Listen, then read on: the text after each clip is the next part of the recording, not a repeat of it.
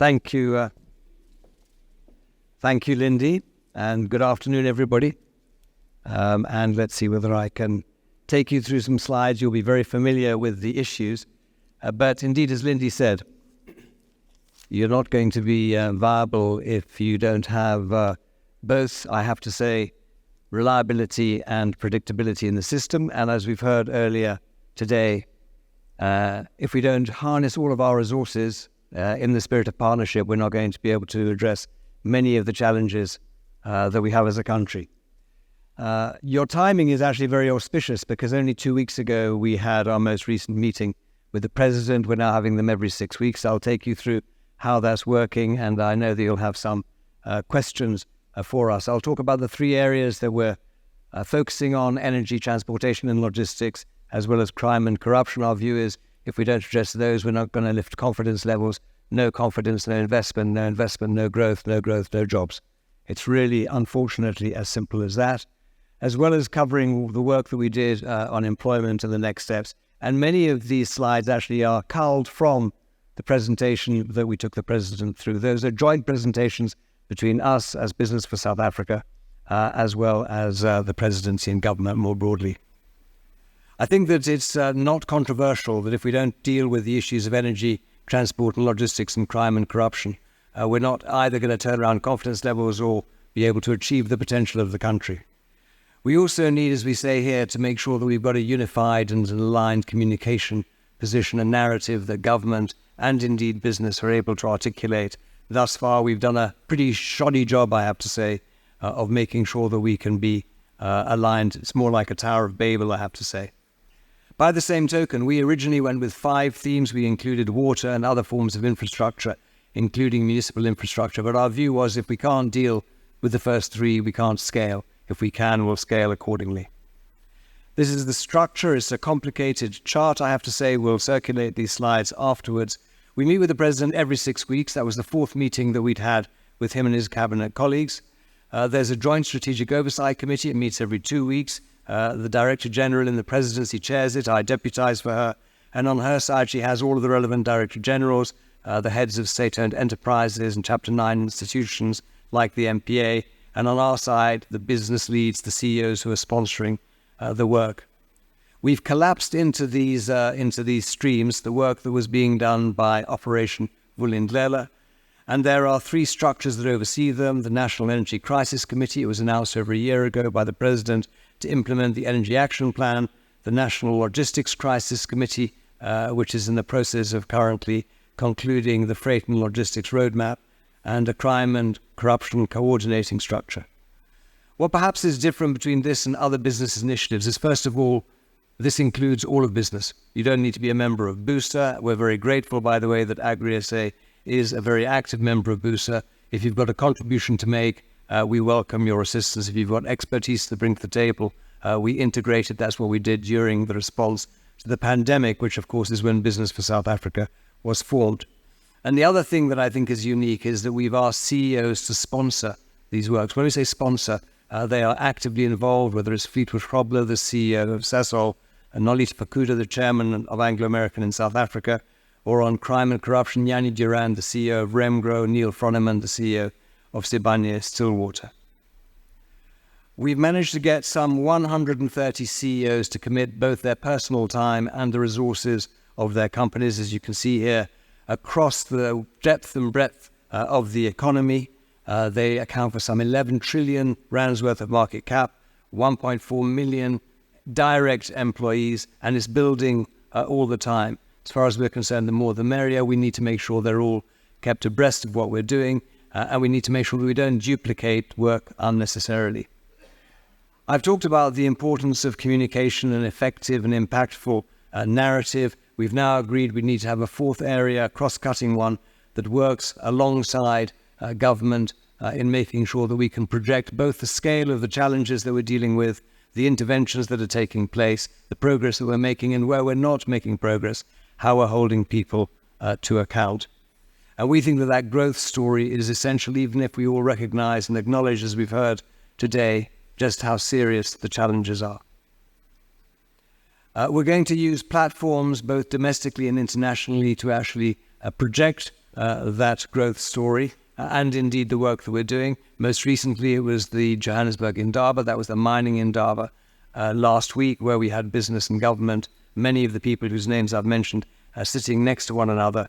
We'll do the same thing at AGOA. It's an important event, obviously, for the agricultural industry on the 2nd to 4th of November, at the same time that there's actually a very significant investor roadshow by the country in New York. We'll do the same thing there, leading all the way through to the mining Indaba in February of next year in Cape Town, and indeed other summits both domestically and internationally. Our first physical meeting with the President on this matter was actually the 6th of June, although we'd met with him virtually before that, some 6 or 7 weeks before that. And as you can see, this is a joint presentation. I don't need to dwell on this slide, but we actually are planning on looking back what we did the previous 6 weeks, what we're doing in the subsequent 6 weeks, over the next 3 months and the next 6 months. And we're tracking it, I have to say, intervention by intervention, step by step. It's very laborious. Many of you will know that building these platforms is complex, but if you don't have the right structure, the right systems, the right processes, if you don't resource them properly, if you don't have the right levels of communication, we're not going to move forward. And unfortunately, and I think we all know, government can't do it on their own. These are the 3 areas we're focusing on. What's highlighted in blue, I have to say, are actually the areas where business is cooperating. So there are 10 work streams under the National Energy Crisis Committee. There are 8 in the case of logistics and 6 in the case of crime and corruption. We have mobilized about 300 people, they're subject matter experts, who are working on all of these areas alongside their government counterparts. By the same token, we've said we're going to have to show progress, just how quickly we can arrest and address load shedding. The reality is it's going to take until the end of next year, even if we make all of the interventions that are necessary. In the case of energy, as you can see here, there are 3 areas that need to be focused on. Fixing Eskom to improve the supply, adding new capacity, we heard about that earlier today, and reforming the energy sector. If we don't do all 3 in parallel, we cannot address load shedding. We cannot ensure that we've got reliable, predictable power. The same thing, of course, would apply if I was to talk about logistics, and that applies very specifically to you. So this is the slide that we put up in terms of what has already happened with respect to the implementation of the Energy Action Plan across those 3 areas. If we look at the next steps, we have highlighted what we need to do next, importantly mobilizing resources to ensure that Eskom can implement its turnaround plan, adding new generation and reforming the sector. If we look at the work that's being done by the National Logistics Crisis Committee, and that is absolutely critical, there are 4 areas of primary intervention. Improving operational performance, that's obviously relating primarily to Transnet, and there we're working directly with Transnet and the newly installed board, as well as with government and the NLCC. Improving the road transport and passenger rail services, which have collapsed, as we know, both of them, as a consequence in significant part, but not exclusively, due to and attributable to the problems within Transnet. Structural reform of the entire transportation system, that's underpinned by the draft freight logistics roadmap. Some of you will have seen, I think, a leaked copy of that has come out actually in the last 24 hours. It's going to be commented on in the next 2 weeks and serve in front of Cabinet in November. In some respects, it's the same as the Energy Action Plan as a route map for the industry, and it anticipates a very significant role for the private sector, appropriately regulated, I have to say, to play. And the only way that we're going to address some of these constraints is by mobilizing resource, both human and capital, experience and otherwise, skills and capabilities from the private sector, as I think we all know. And the last one, of course, is what we've characterized here as security. We can name that as infrastructure theft. It applies equally in the transportation system, as indeed it does with respect to the energy sector. Approximately 40% of the problems that are being experienced in both Eskom and Transnet, perhaps more, can be attributable directly or indirectly to crime and corruption. And there we've got short-term targets again, which we will have to monitor and account for both publicly as well as privately in our engagements with government, operational improvements, improving, as I said, the transportation system for passengers as well as the road system. and critically important structural reform. We heard earlier today the importance of dealing with the necessary reforms. In fact, Nick raised them. Are we going to do them? We have no choice as a country. We are taking much longer than we need to, but if we don't implement them, I'm afraid that the direction of travel on which we have found ourselves will actually both accelerate and continue. That's something that clearly cannot be afforded. In the case of crime and corruption, it's the most politically sensitive. It's the area that has taken longest to build trust and a relationship of confidence with our counterparts between business and indeed government. The first, of course, is to build capacity within the MPA and the DPCI. There's an MPA amendment bill that is making its way through Parliament. It's a bit like the ERA for energy. If we don't expedite those bills, then they don't get implemented, and we can't ensure the independence of the directorate that needs to actually prosecute priority crimes. We need to capacitate the court-driven investigation system and prosecutions, and we need to prioritize. Part of this work is about making sure that we ruthlessly prioritize. Many times we're asked, why aren't we covering a broader swathe of interventions? And the answer is, we as a country just do not have the bandwidth. Government most certainly doesn't have the capacity or indeed the capability. And what I say here, we say publicly, and indeed they acknowledge it. And therefore that means perforce we have to prioritize. We have to identify what are the urgent interventions, where are their low-hanging fruits, and how can we make sure that we can mobilize resources both from business and more broadly within society to attack those. Modernizing the 10111 facility, and then finally, as I've said previously, dealing with the pernicious issue of infrastructure crime. I mentioned at the outset that one of the areas that we needed to focus on, and it's an output sadly, but also a necessary input in terms of data, was the level and scale of unemployment in the country. We're all very familiar with the statistics, but we felt as business that we needed to have a baseline that we could agree with government, because the allegation was that the private sector wasn't contributing adequately to employment generation and creation. And unfortunately, that is just not so, but we could only come to a common landing when we had a sort of a base case that could support it. The reality is that directly and indirectly, the business community, and when I talk about the private sector, I'm not talking about big business. I'm talking about all business, large and small, formal and informal, based in urban, peri-urban and rural areas, domestic and multinational, across every single sector of the economy.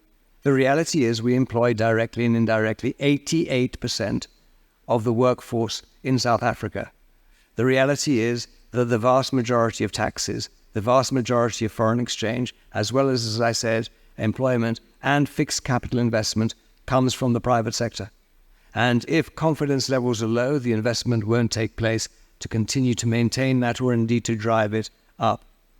And the really worrying statistic is the one that says, and this is the challenge that we have as a country, at 3% growth, and you'll all know that we're at the moment below 1% growth, we stand still. We make no impact on the unemployment levels in the country. We need to grow at between 5 and 7% on a sustained basis to make an impact. And if you cast your mind back when the NDP was authored, that of course was the target of the NDP then. It expires, of course, in 1930. We're more than 50% of the way through there, and we've made almost no progress at all. So how do we lift ourselves from below 1% to above 3%, and certainly I would argue above 5%? And we believe that these three areas alone contribute at least 3%, we think more like 3 to 5% on an annualized basis to GDP growth. But if they were fixed immediately, there'd be something like a 10% increase in the baseline in terms of the level of GDP. And we need to do that along with the other structural reforms if we're going to be able to address unemployment and create really substantial change in the employment levels. And I'm not even beginning to talk about, as we've heard already, the very challenging education outcomes at the moment, which are actually worse, as Nick was saying, than they were in 1994. Literacy levels, numeracy levels. When I say literacy, I mean both for reading and reading for meaning. What I think is the breakthrough for us is that we've agreed with the government, maybe by force of circumstance, that we need to have a very focused approach on how we deal with these various areas. So in terms of the next steps, every single one of these meetings agrees on what is going to happen over the next 6 to 8 weeks. And I thought that I would just finish by focusing on what they are. The first is to expedite the promulgation of the ERA bill in energy. If we don't do that, by the way, we don't open up the energy system at all. So we have to do that. Even with the best will in the world, if we get it through the current 6th administration, we'll have done very well. And our concern is if we don't do it by the end of this current administration, then effectively the clock will be reset. We can't afford to do that. Scaling up technical support for specific power stations, we are already effectively seconding from business technicians to work alongside their ESCOM counterparts to increase the energy availability factor. In the case of transport and logistics, as I mentioned, finalizing the freight logistics roadmap and making sure it's submitted to Cabinet for approval. That's supposed to happen next month. Dealing with procurement constraints. And then with respect to crime and corruption, as I mentioned, empowering the investigative directorate. The MPA amendment bill is already going through the parliamentary process, but it needs to be expedited, addressing and optimizing the 10111 emergency line, making sure that we can operationalize joint delivery mechanisms. Now, I need to emphasize, this is a question that we're asked regularly, that we need to respect as business the roles and responsibilities of the state. We cannot and we will not migrate into that scope.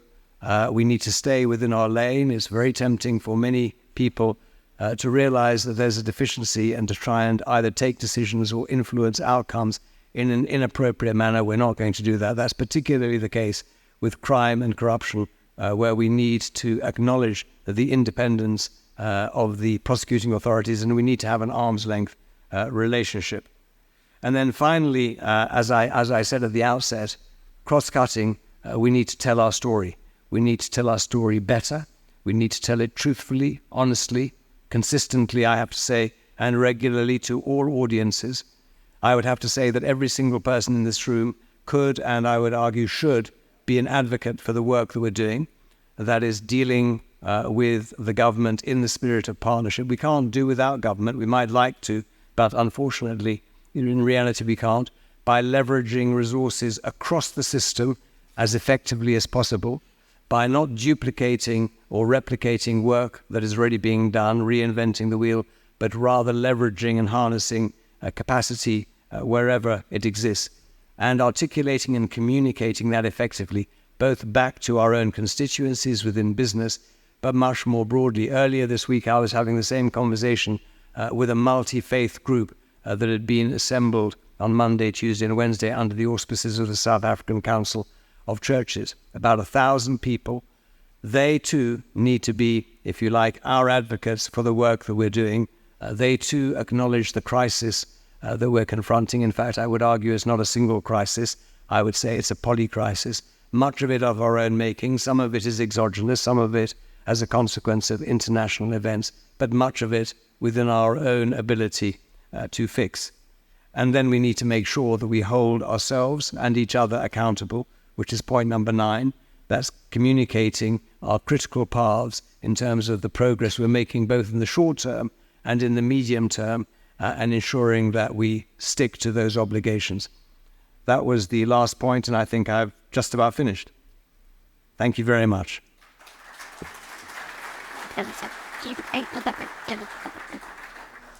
Martin, thank you very much, and we acknowledge all the work that you're doing on the Energy Crisis Committee, the Logistics and Transport Crisis Committee, as well as the Crime and Corruption Committee. And in my view, all the other factors that is impeding on our competitiveness position, underliningly, in some way, link up to one of those 3. So I think the progress, it's good to hear that the progress are being made. So that is good to hear, and to know that would be a contribution. I have, while you're thinking of questions and the mics are roaming around. I have a question. With these committees, we have private sector involvement. Now, the independence of government, perhaps being a theoretical idea, but the independence of government in these service provisions are very important. Now, aren't we, with the private sector involvement, leading to state capture 2.0? Yeah, so I think this is a very good question, and it's one that needs to be asked. There's, for me, two aspects of this. The first is that what we're doing, in truth, is we're providing what I would characterize as technical capacity where it doesn't exist in the public sector. When I talk about the public sector, that can be within a department or indeed at a ministerial level, or it could be within a state-owned enterprise such as Transnet or Eskom. Now, we need to make that capacity available very quickly, and those individuals need to be subject matter experts. There are lots of people who would like to be in the room, but actually they're not experts. We just need to communicate what's happening inside the room. That's the first point. The second is that the design, development, and implementation of policy is the sole prerogative and responsibility of government. They should, of course, consult widely. Indeed, as they develop agricultural policy, they must and should consult with yourselves. But the responsibility for implementation, as I said, sits with them. We have three primary issues. I heard one of the prior questions to Mtunzi was the amount of time people spend in conferences or in debates or in Lekotlas or in caucuses, and it is true. I believe there are three steps in a process. The first is the debate, consultation, trying to reach some sort of consensus. We excel at that, along with making plans that then gather dust. The third step, of course, is implementation. We have massive challenges as a country in terms of implementation with respect to the disciplines that are required to implement effectively. The second step is a purely political step. That's taking hard and difficult decisions. We don't take decisions as a country. In fact, most of our challenges here are political, but if we're not going to take decisions, we're not going to implement them. We're not involved in the decision-making as business, and with respect to the implementation, we're only involved in the provision of capacity. In due course, I have absolutely no doubt, Lindy, that there will be considerable scope for the private sector, large and small, emerging and established, to play a role in the transportation system, just as it's doing now, by the way, at scale in new energy coming onto the grid, assuming that we can actually capacitate the grid. In each of those areas, we need to leverage resource, both capital and human, wherever it's available. But I think that we need to be mindful of the fact that we need, as I said, to stay in our lane, and we need to be transparent about everything that we do. That's the only hygiene we can bring to the party. Everybody knows sunlight is the best hygiene. So we need to be accountable for every single aspect of the work that we're performing, which we're committed to. Thank you very much. So I'm going to open it up for questions from the floor. Daar's 'n vraag. I've asked the question this morning to Professor Nick. What was the enabling factor why he went to Thailand and what he saw there, that the change from 20 years ago to now? Now, Martin has touched on a very sensitive issue, and the speaker just before him also. And the crime and corruption is solely in the domain of government. No, as he stated, it is a sole responsibility of government. We can do whatever we want from civilian or from the community side and get stuff in place. But the end result is government. And I think it's a question and also maybe an input. If we look at our circle discussing buying food with money that you earn, you must have you must be employed, etc., etc. I think the focus of the combating of crime and safety must be the cornerstone of the foundation of all discussions until there's a political will to solve corruption. Because if you just look at the scale of corruption and the cost of crime, I made the calculations while I was sitting, while I was listening. It's almost 9 billion rand in one financial year, the cost of crime. 9 billion. And take that now to on the wages that was discussed. How many people you could employ in that year? I think it's 200,000 if you work on that 4,000 something per person. So I think that the emphasis on crime and corruption and taking government to task to say they must do something about it, the other things will not be put into place if it doesn't tackle that one. En maak hulle verantwoordelik en hou hulle verantwoordelik om 'n pligte uit te voer. Thank you. I take that more as an input than as a question, and I agree with everything that's been said. By the way, I just add a couple of points, if I may.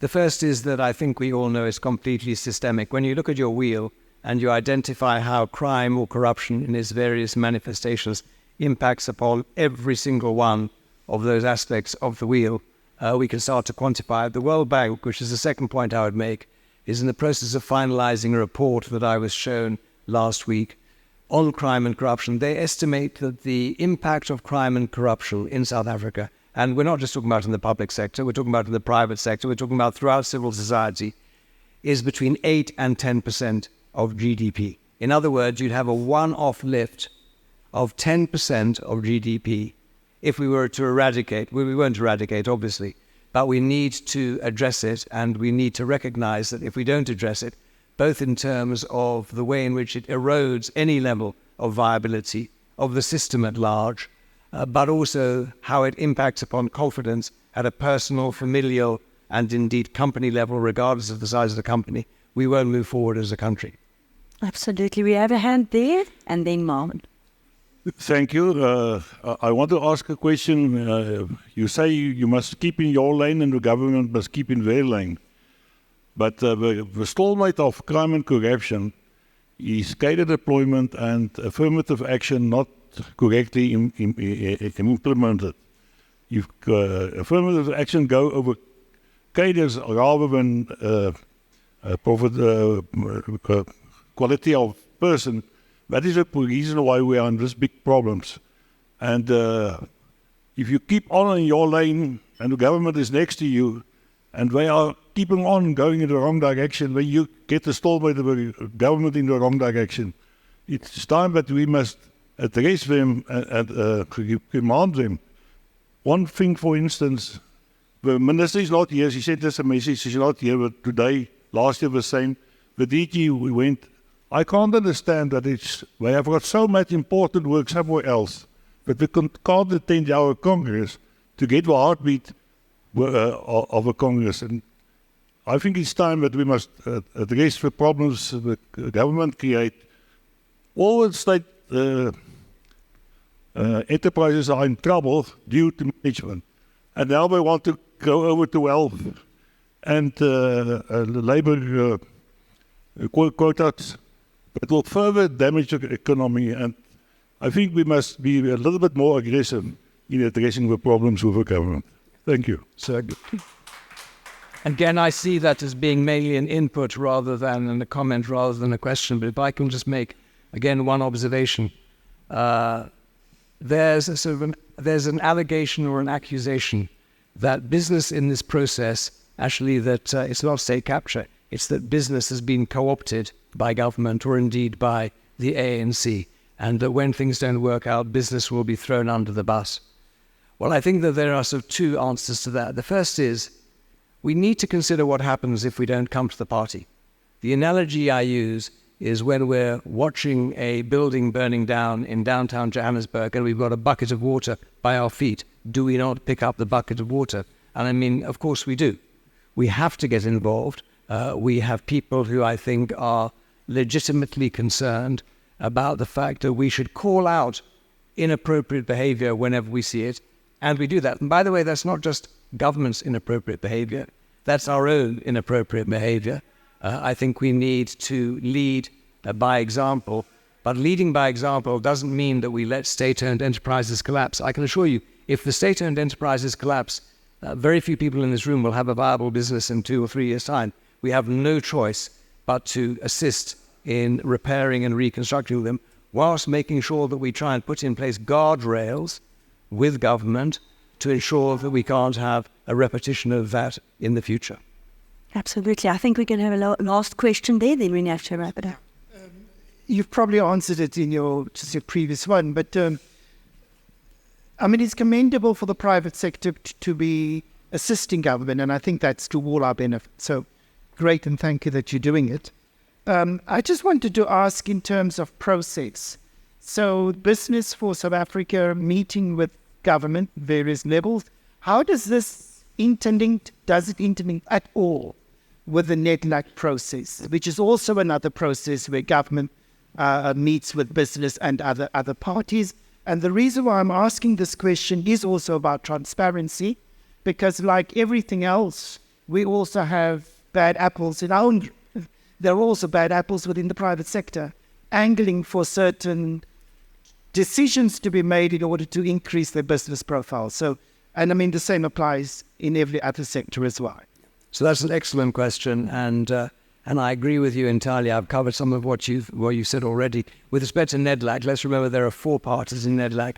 One is government, one is business. That process of bilateral dialogue is already taking place.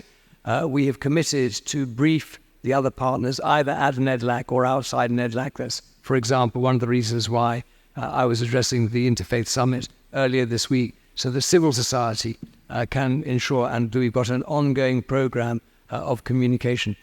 By the same token, what we're trying to ensure is that we don't have too large sort of a body of people that are trying to work on specific interventions at any moment in time. That comes back to the issue of accountability and transparency. Thank you very much. Okay, unfortunately, I have to wrap it up there. Thank you very much, Martin. Your contribution here was invaluable. It actually, not just of talking of the progress and what is being done, it also shows to us what is really the potential in the country. I mean, you were talking about the 8 to 10% that crime, what's that impact on the GDP? We were talking 3 to 5% of the contribution to the GDP, that just these 3 crisis committees, what can we go? So these are these bad apples, as you mentioned, but not worth to throw the baby out with the bathwater. So there's a lot of potential for us, and thank you very much. And I'm going to call on Chris just to say thank you for your time and your input here. All good. Well, I know.